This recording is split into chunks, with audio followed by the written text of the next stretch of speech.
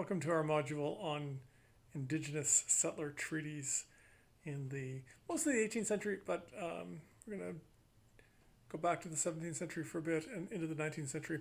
And I know time-wise, this is kind of positioned a little bit oddly, but it's kind of necessary to see the full extent of the treaties. So I kind of needed to kind of get ahead in the course to kind of show you where we're going, to see where the story of treaties are going. So it's good to come back and talk about treaties rather than have it too early before you can really kind of see where the story is going. We're going to cover a fair bit of ground. It's a big topic, and this is a survey course, so like all the topics in this course, it's an introduction to the topic, but this is a very complex topic. We're going to cover a lot of different possibilities. I'll try to give you as many different takes on how we can think about this as possible, but that would make it really messy if I really push that point. So I'm going to give you a fairly simple series of possibilities and the more common interpretations of what's happening in discussions of treaties. Treaties are very, very important. They continue to be important for us today. I'm going to talk about this a little bit at the end of this lecture. But it's critical that we see them in their historical context, because that's where we'll really understand what was thought to be done at the time, what the agreement was thought to be, and what the parameters for that are. And that matters today because these are legally enforceable documents. These are treaties. These are not whims. These are not things that you can just ignore. They continue to exist today. So they're very, very important, very, very powerful documents and practices for the past, but also for us today. We'll come back to that later. So covering four things today. We'll talk about the basic principles. In the 18th century, much of the discussion will become much more formalized, but in the 17th and early 18th century, you can see some clear principles being outlined, both in Indigenous practices and in British legal customs, and we'll see how they come together in British North America in the 17th and 18th century, and we'll see how there's a kind of negotiated space where both cultures are kind of giving and taking a bit in that process. But it's really, really important that we see the principles involved here, because it gets to why they're doing particular things, and we'll pick that up as we go. Then we're going to go to a different set of treaties, which are the treaties of peace and friendship. These are particular treaties, and just as the title suggests, they are about peace and obviously friendship too. But peace is kind of the more pressing of the terms. Friendship is meant to point to the future, but peace is about kind of wrapping things up. And these are generally resolving issues of conflict, warfare, and turning it towards peace, and where the relationship will go in the future. And these are going to be very, very important in the 18th century. Then we're going to move to the late 18th and early 19th century, and we'll look at the land surrender treaties. And I stress this distinction here between treaties of peace and treaties of surrender. These are very different types of treaties, and they matter enormously in our world, which is our fourth section. We're going to talk about very briefly what this means to live, as I'm saying here, in a treaty world, a world that is still governed by these treaties. I want to begin here in Upper Canada, where we'll end up, where we kind of are in the course right now in the middle of the 19th century. This is a map of Upper Canada from 1818.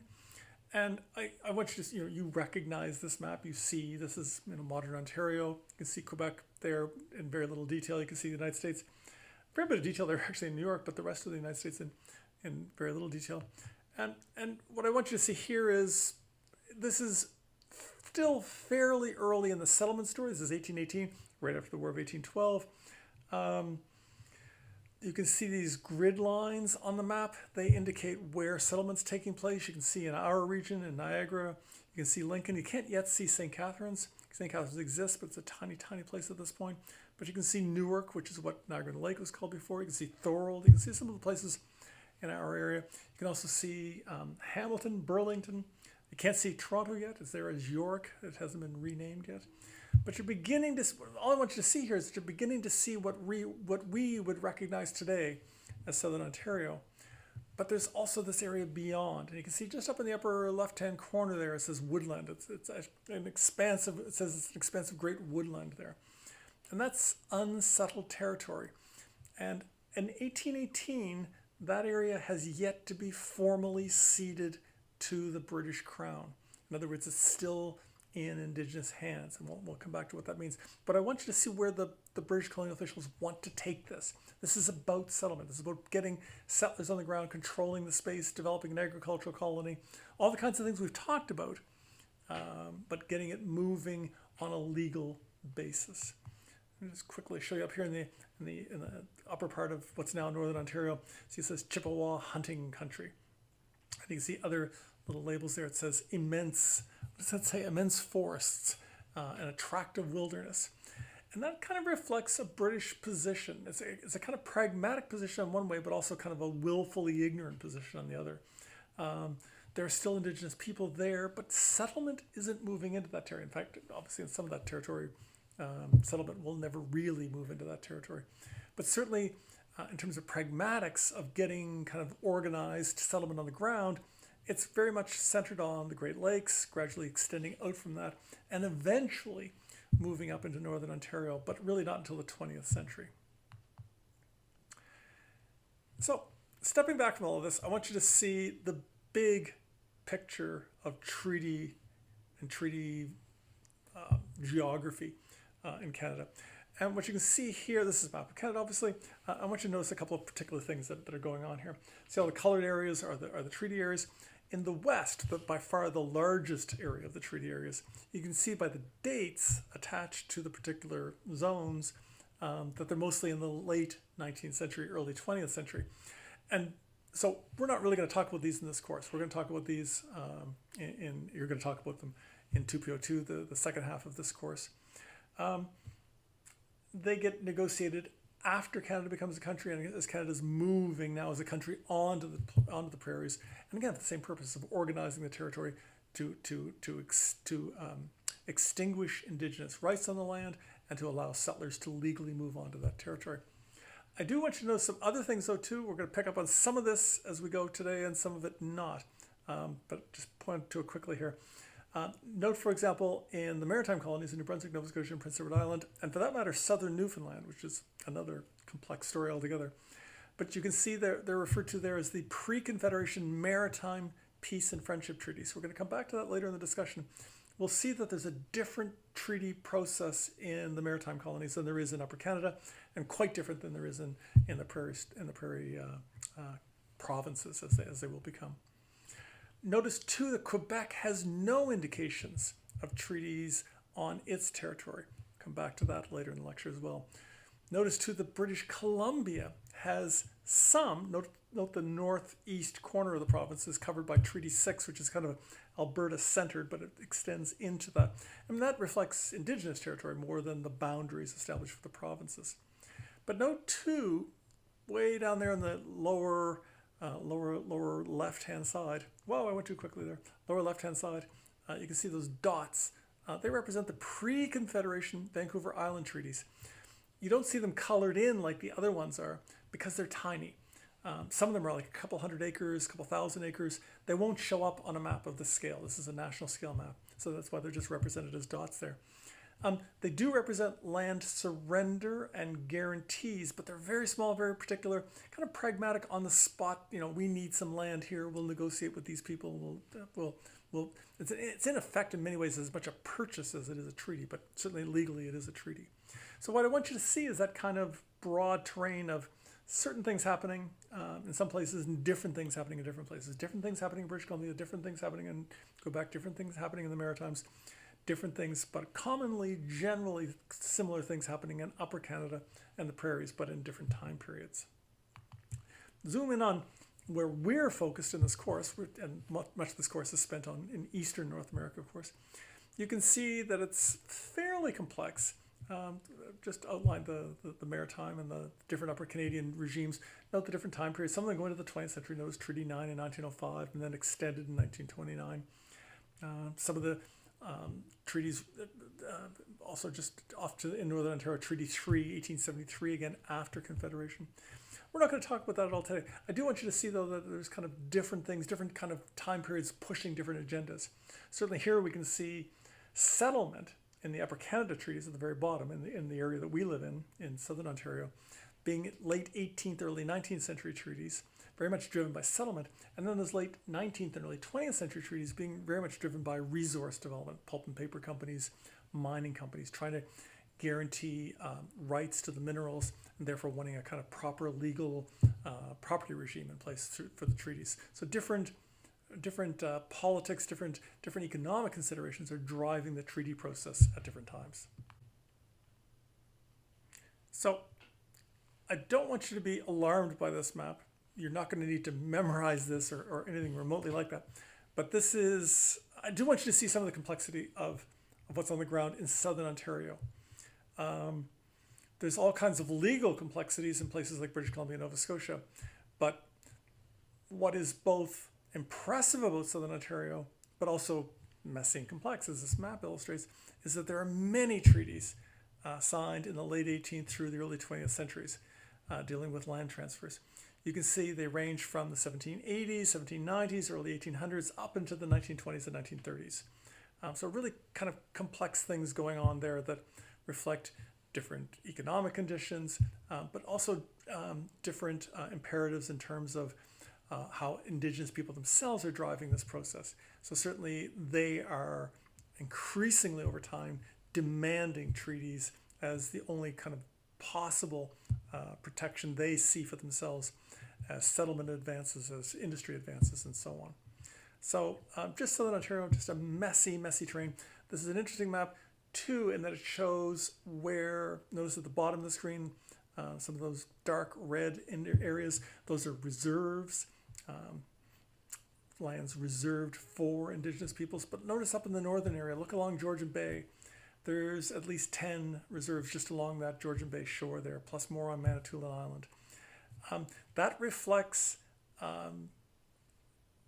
Indigenous people being pushed out of southern Ontario after the 1780s and the 1790s, being pushed into the north, and a much more complex terrain up in northern Ontario as the treaty process catches up with those people decades later. But notice in southern Ontario, there's about 10 reserves, but really only 3 notable ones. One's in Six Nations in Brantford, one's down near London, Ontario, one's down near Windsor. It's really not until you move up into the north that you see the big reserves and the greater number of reserves as well. So let's begin with some principles here.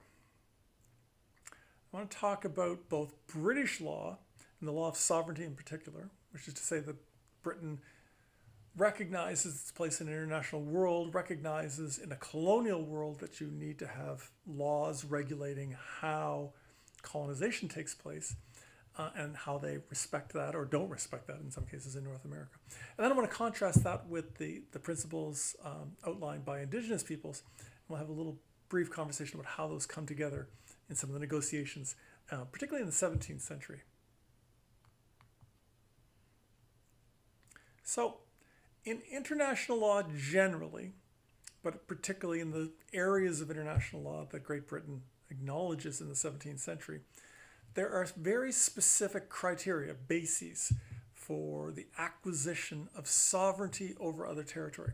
Now notice what we're talking about here. We're not talking about property. We're not talking about buying something or selling land or that sort of thing. We're talking about state sovereignty over a territory. So how do you acquire territory and allow yourself to have sovereignty, political control over that territory in the 16th, 17th, 18th century? This is how the law works. Still works this way today, broadly speaking.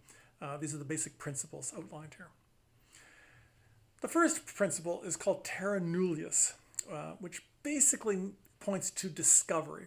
And terra nullius points to kind of it's a Latin term that points to land that is not occupied by people. In other words, when people speak of discovery, they are talking about terra nullius. They're saying we discovered a land, imagine an island that has no people on it whatsoever.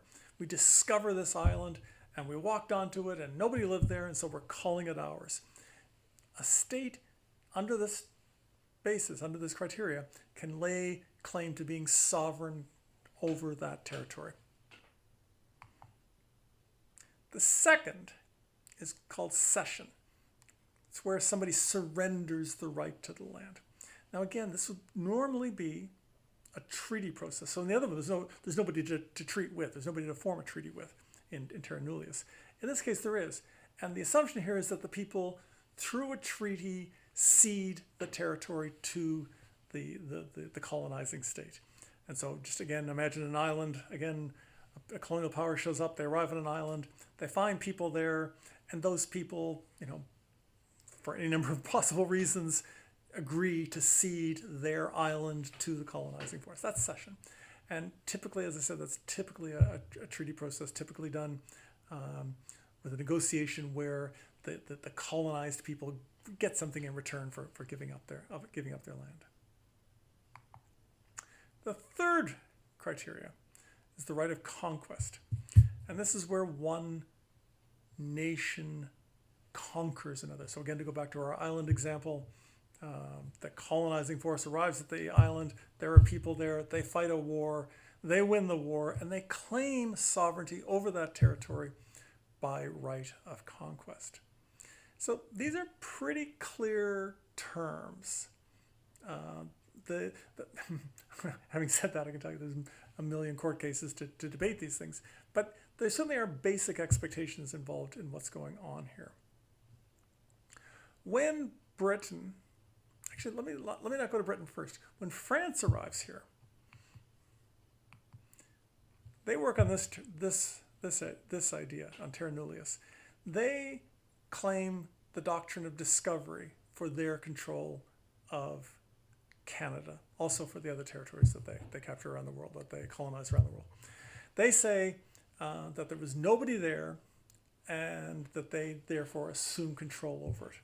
Now, we know there's people there, which is where you get into the kind of the nasty stories of race relations and how indigenous peoples are thought to be primitive peoples, and there's all kinds of cases made, for example, that they're not even human beings, that the lost tribes of Israel and all kinds of crazy notions get applied. But in these kinds of discussions about whether or not there are actually people there, and it's very, very clear that there are actually people there. That's why we talked about this earlier. That's why they send the missionaries there. The missionaries there are to convert them to Christ. But of course, that also forms part of the argument for terra nullius, because they say, they're not really a civilized people. There's not really a state there. There's not really a government there. There's not really a society there. It's really something else. They're just savages, as we've seen the terminology that they use. So that's what the French argue.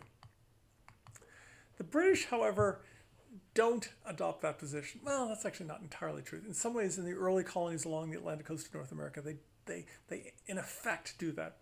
A lot of the early colonies in North America are private colonies. They're not state-run colonies, and the state is in effect allowing them to claim terra nullius. I mean, again, nobody ever says this, but it's kind of in practice what's happening. But as the British state moves more and more into the story, they begin to look for legal basis upon which to act. They also begin to look for practical reasons upon which to act. And increasingly, as they deal more and more with indigenous people, particularly through the fur trade, and we've talked about the fur trade in past weeks, but as that kind of economic dimension of colonization grows, and they see reasons to interact with indigenous people, and then as warfare develops, they look for allies amongst indigenous people, they look for a legal basis, and they look for treaty relationships with the indigenous people that they're dealing with. Which is what takes us to indigenous approaches to diplomatic relations.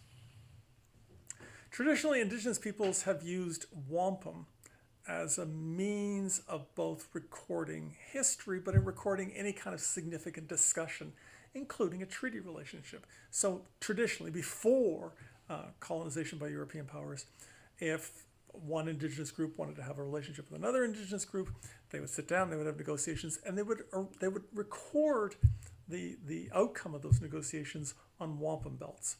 Wampum belts are a kind of device used to trigger the memory of how a negotiation takes place and to symbolically illustrate what's happening in a particular negotiation, or sorry, not what's happening, but what happened, the outcome of a particular diplomatic relationship. You can see here, this is an illustration from Jean-François Lefeteau, who writes a book in the early 1720s travels all around North America. I know a couple of you are in 2F90. You might know that we looked at Lafitau in that course as a kind of early French colonizer and a really interesting observer of Indigenous people. Much more sympathetic than many European observers. Anyway, there's a nice illustration here of an Indigenous person. He's not identified. It's just an Indigenous person holding a wampum belt. And the wampum belt, we don't know anything about the particulars here, but as he tells us in the text, that the wampum belt indicates something that has happened in the past, some discussion, some negotiation, and this is the record of that. Amongst the European and Indigenous peoples of the 17th century, by far the most important of these is a series of negotiations which have come to be known as the two-row wampum. And you see, this is a replica, but you can see an illustration of one of these two-row wampum belts here. You might think that using little tiny pieces of shell strung together on strings and to form a pattern may not be a particularly accurate form of a treaty. But it is. It's a remarkably accurate one. And it works in two ways. One, it works as a device that in the construction of this, the record is spoken, and obviously not spoken into it, but the people who own, who possess the belts, memorize the discussions that took place and understand the symbology of what's going on here. This symbology is pretty straightforward, although it points to a much more complex background. The two-row wampum points to a principle. And again, it's a really interesting principle. It's also interesting that this works in such a powerful fashion.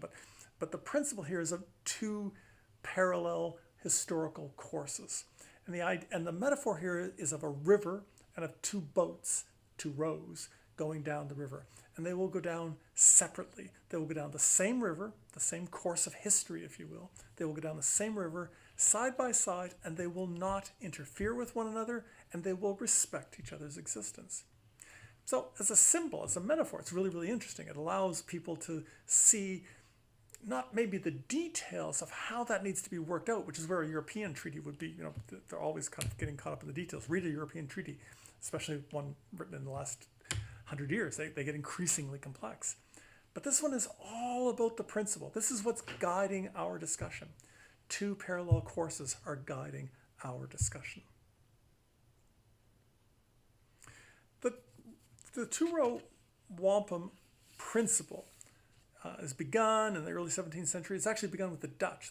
We didn't talk about the Dutch at all in this course, but they initiate this process, and then when the British drive the Dutch out in the middle of the 17th century, they pick up that general principle.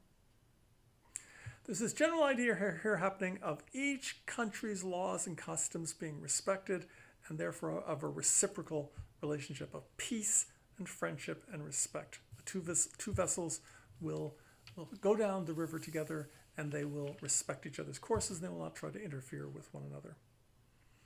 This is an important principle that gets enunciated time and time and time again. And so while lots of people might be inclined to say, what the hell has a belt got to do with how we can understand something from the 17th century, when you see again and again and again Indigenous people bringing forth this principle, and equally importantly, European negotiators accepting this principle, you realize that there's a clear consensus, a clear understanding at work here, that this is a guiding principle, not only one being put forth by Indigenous people and recorded by Indigenous people, but accepted by the European colonizers as well. The other dimension of traditional relationships is the so-called covenant chain.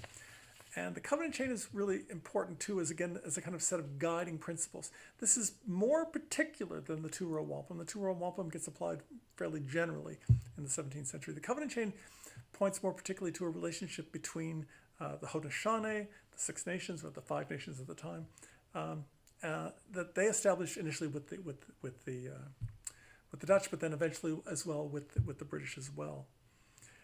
And it's particularly a principle, an understanding.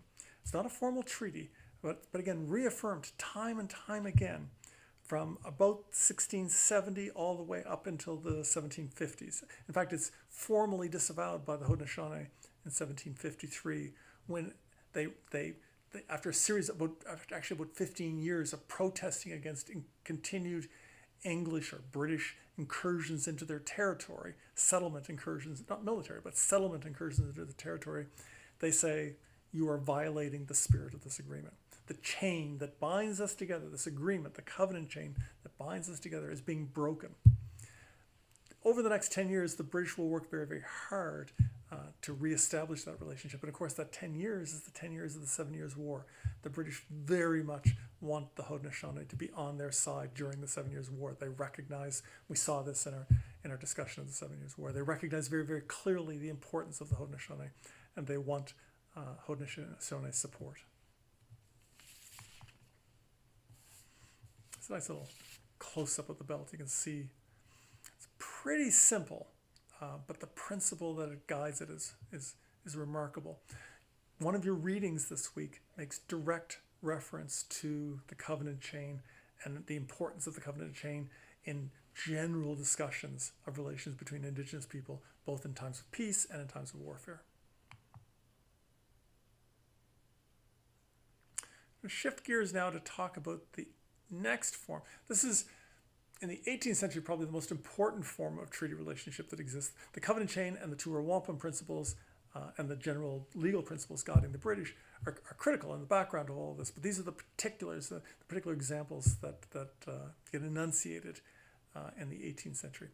I've got some dates there, 1722 to 1763. There are treaties of peace and friendship both before and after this period, but this is kind of the main period up to the 7 Years' War, and reflecting 1722 reflects a series of negotiations in Nova Scotia in particular, Nova Scotia and New England in particular. The biggest of all of these, however, takes place earlier in 1701 in Montreal. It's called the Great Peace of Montreal. We talked in an earlier discussion about, I mentioned this briefly, the Great Peace of Montreal. It reflects the end of the Beaver Wars, the end of the ongoing wars between particularly the Haudenosaunee and the French. And we have a general sense of in our background that the Haudenosaunee were broadly aligned with the British. But they also find themselves increasingly in a difficult position, both holding together their own empire, but also being pushed and shoved at both ends by the French and by the British. The British as their allies, pushing them towards fighting with the French, and the French also trying to make incursions into their territory as well to weaken what they see as to be an important enemy. The Great Peace is a negotiation that takes place in Montreal in 1701, and it draws together over 3,000 warriors and chiefs from across the Great Lakes region. They come together for almost a month of negotiations, and they sign what comes to be known as the Great Peace. But principally what it does is it establishes a peaceful relationship between the French and the Haudenosaunee. This is by far the most important dimension of this.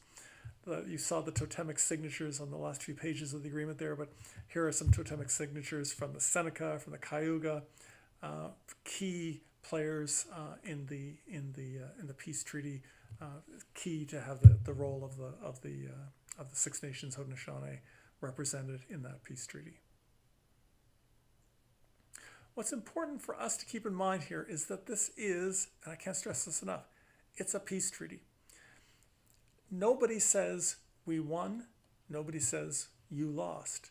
People say we will go back to the status quo, to the way the situation was before, and we will no longer fight. So again, to go to those kind of legal terms of conquest, nobody's being conquered here. Nobody's giving up land. Nobody's doing anything of the sort here. All they're doing is establishing peace. It's a peace treaty. And in this sense, it's exactly the same, for example, as the peace treaty between Britain and France taking place in a European war. It's exactly the same thing. There's no territory being given up. It's just about going back, as they say in these treaties specifically. You might think this is stereotypical language from movies or something, but it's not. It's actually language from these treaties that we'll bury the hatchet. In other words, we'll put away our instruments of war and we will go on to engage in peaceful relations. Second group of treaties take place in Nova Scotia in the middle of the 19th century. Remember from an earlier lecture, we talked about that weird time period, and our Acadian readings were focused on that time period where the mainland of Nova Scotia, which had been Acadia, had been French territory, with the Acadian peoples settling there and the Mi'kmaq Indigenous people there as well, where the mainland of Nova Scotia had been conquered by the British, and the treaty then confirms that the British control the mainland of Nova Scotia, but that Cape Breton, Ile Royale, and what's now Prince Edward Island, Ile Saint-Jean, will remain in French hands. These treaties are from that period. And these treaties are all treaties signed between the Mi'kmaq, not just the Mi'kmaq, a whole series of northern Indigenous people, the Wabanaki Confederacy, Penobscot people, Abenaki people, Maliseet people, Mi'kmaq peoples. And those treaty negotiations are designed to enforce a secure space for the British in their newly acquired territory. The Mi'kmaq are still there, the Maliseet are very nearby, the Penobscot are very nearby. And so these are peace treaties that guarantee for the British that the Mi'kmaq will not engage in war against them. The Mi'kmaq, recall this from earlier discussions, were allied with the French. There's 15 of these, and we can look at all of them if we want to. One of them is, in fact, in your readings for this week. But this is a passage like this is in most of them, and it's certainly the most important passage in those treaties. Again, nothing about land surrender, nothing about you've beaten us, nothing about conquest. Again, go back to those terms of what can allow a country to call itself now the new sovereign of a new territory. None of that language is there whatsoever. The key language is this: forbear. Both parties agree to forbear all acts of hostility and will henceforward hold and maintain a firm and constant amity and friendship. They're peace and friendship treaties. They are ways of establishing a peaceful relationship between two peoples. So again, no surrender of territory, no conquest, no ceding of territory, nothing of the sort. And again, to go to terra nullius, clearly no terra nullius here, because why would you be negotiating with people that don't exist? So again, in terms of legal basis for acquiring territory, none of this is happening. Which is why we turn now to the land surrender treaties. Broadly speaking, in Canada, I've got 1763 here. There are a couple of quick, small ones, small land surrender treaties in what becomes Upper Canada in the 1760s. In fact, one right here in our region in 1764, small territory along the Niagara River is surrendered in a peace treaty there, and that's in your readings this week as well. Most of them, however, are after the American Revolution. Most of them are as the Loyalists are moving into what will become Canada, and most of them are the British trying to, again, legally arrange the territory so that their settlers can take over that land.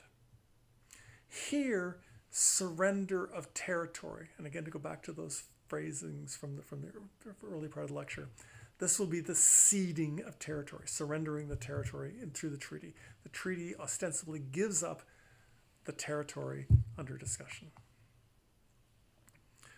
All of this stems from fulfilling the legal requirements outlined in the Royal Proclamation. And we talked about the Royal Proclamation a few weeks ago, but that is the British legislation which outlines two key features of colonial British North American settlement in the 18th century. One, it blocks American settlement beyond the Appalachian Mountains, and two, it does so primarily by acknowledging Indigenous sovereignty on that territory. It says Indigenous people are there, so again, no terra nullius, it says they're there, and that the only way British colonial peoples can acquire that land is through legal processes of transfer, and the state has to be involved in that. And so what they're really trying to do is kind of control the expansion of the American colonies, but also reward their Indigenous allies, but also putting in place a legal framework for doing so. So what was going on here initially was, in principle, clear, but in practice kind of messy. This is a good example. I showed you that map of Upper Canada at the very beginning of this, but that's from the 19th century. I want to give you a quick sense of what's happening right after the 7 Years' War. This is a map of Ile Royale, what the British come to call Cape Breton, which is now the northern part of Nova Scotia. It's drawn in 1767, and it's drawn specifically to outline a plan of colonization for their newly acquired territory. And they want to acknowledge, as the Royal Proclamation requires them to do, acknowledge a place for Indigenous people. So what they want to do is set out a basis for settlement and also a way of dealing with Indigenous people. Now, they do not sign a treaty with these people, and that's interesting. They do not sign a land surrender treaty with these people. And the part they do so because they assume that they can just kind of push Indigenous people off to the side. So here's the full map of Cape Breton. You can zoom here on the northwestern section. You can see it's called Savage Country, or the Principal Hunting District. And what they really imagine here, and again, I keep using this word imagine because that's the only way you can actually understand this. They imagine that Indigenous people will retreat into this territory. They'll hunt, because that's what Indigenous people do, and they will live their lives in this territory, in this hunting district of Cape Breton. Note too the little red lines along the coast there. They're laying out townships there. They're imagining townships for the settlement for colonists to come and settle this territory. Problem of all this is that Indigenous people don't live in northwestern Cape Breton. Oh, there's some, but not many. Most of them live here. Here it's described as St. George's Lake. Today it's called the Bredora Lakes. And most of them live along the eastern and western coast. You can see that little kind of archipelago of islands there in the left-hand side. That's where most Mi'kmaq people of the time period, in fact, live. But you can see by the red lines, this is also where these colonial surveyors imagined townships and settlers to be settling sometime in the future. Now, as it happens, very little settlement will take place in Cape Breton in the short term. Most of the settlement in Nova Scotia will take place in southern Nova Scotia, not northern Nova Scotia. So this doesn't really come to have an effect. But I do want you to see how they were imagining this going forward. They would carve off these townships, settlers would move in and settle the territory, and Indigenous people would just kind of retreat back. And that's in effect what you saw on that Upper Canadian map as well, that you're settling around the Great Lakes, but you're kind of pushing Indigenous people into those great tracts of woodland to the north. Kind of the same model happening here. So on the one hand, it's both legalistic and very, very precise. On the other hand, it's kind of just making it up as they're going along at the same time by taking this kind of catch as catch can kind of approach to all of this. By the end of the 19th century, all of Eastern Canada, except for Quebec, and in some ways except for the maritime colonies, has been carved up in some kind of treaty relationship. And this treaty relationship governs the relationship between Indigenous people who continue to exist in that territory and the new colonizing states that control that territory. So what does that mean? What does that mean for them, and what does it mean for us today as we continue to live in a treaty world? First thing is, those treaties remain legal. They are binding obligations, legal obligations on us, on these people in the 18th century, but on us today. Now, we looked at this a few weeks ago in terms of kind of shifting demographics, how after the arrival of the Loyalists and increasing settlement in the 1820s and 30s, that demographically Indigenous people kind of got pushed to the sidelines. In that time period, in fact, well into the 20th century, these legal obligations were forgotten and ignored. And I stress that they were forgotten and ignored by the settler population, not by the Indigenous population. Historians are now showing very, very clearly that there are hundreds, literally hundreds of petitions asking colonial legislatures to recognize their treaty rights, and they're just effectively ignoring them. It's only in the last 30, 40 years that courts have begun to acknowledge the continued legal responsibilities Canadians have. It's British documents, but of course there was no revolution here. We picked up British government and we moved on with it. So we have a continuing legal obligation to respect those treaties. The second interesting question is that we're not entirely sure what those land surrender treaties actually surrendered. In fact, if you read the treaties, and you're going to read a couple of them this week, if you read the treaties, you'll see that they're very, very specific on 2 points. One is that you're surrendering, the Indigenous people are surrendering land. They give up land for compensation. But they almost always, and I say almost always because they are a bit inconsistent, but generally speaking, most of them promise to allow Indigenous people to continue to hunt and fish in their traditional ways. Now, some people have argued that you have to understand that in the spirit of the time, that those people writing the contracts, writing the treaties, simply meant, until our settlers get here, you can hunt and fish in your normal fashion. But that's not what the treaty says. The treaty says that we guarantee your right to continue to fish and hunt. Raises a real possibility, and courts are looking at this today in our world, in our country today. Courts are looking at this. Have they actually surrendered all rights to that territory? So they've surrendered the ownership of that territory, sovereignty of that territory, but they haven't surrendered their right to hunt and fish in that territory. So again, there's a whole series of really interesting court cases going on to determine exactly what those mean. Finally, we go back to the two-row wampum. We go back to the covenant chain. We go back to all the treaties, the peace and friendship treaties, including the land surrender treaties, and they all point to continuing their ways. They all point to mutual respect. They all point to separate cultures. They all point to separate interests in living on this land. And what that points to is a principle of self-governance that at no point do these treaties actually extinguish. They take land out of people's hands, they sign peace treaties, they establish friendly relations, but at no point does anybody ever say, you give up your ability to govern yourself. You are no longer a self-governing community, you're now governed by us. The treaties never say those kinds of things. Some in the West, the ones that are signed in the 20th century, some of them point to it, but the ones in Upper Canada, the ones in Nova Scotia, nothing remotely like that. And so what it points to is that we should be thinking, and legally we must be thinking, about principles of self-governance continuing to guide Indigenous people. I think this is really, really important, and it's another instance in this course, I've made this point to you a number of times, that the 18th century is this time period that we think of as distant and past, and gosh, it might be interesting. And I certainly think it is, and I hope you do too. But it's not just interesting for its own sake. It continues to matter in our lives. We looked at the Quebec Act. We looked at the Constitution Act.